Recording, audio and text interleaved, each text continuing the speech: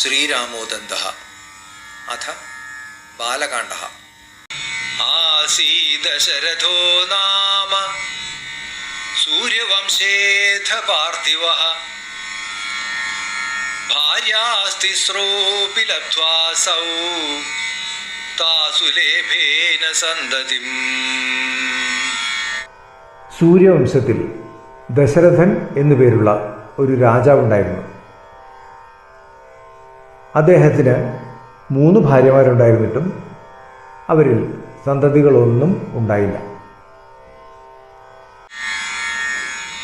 തതഃ സുമന്ത്രവചനാത് ഋഷ്യശൃംഗം സ ഭൂപതി ആനീയ പുത്രകാമേഷ്ടിം ആരേഭേ സ പുരോഹിതഃ.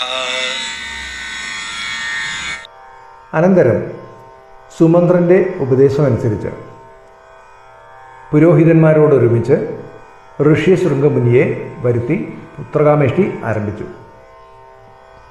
അഥാഗ്നേരുത്ഥിതഃ കച്ചിത് ഗൃഹീത്വാ പായസം ചരും ഏതത് പ്രാശയ പത്നീസ്ത്വം ഇത്യുക്ത്വാ ദാ നൃപായസഃ.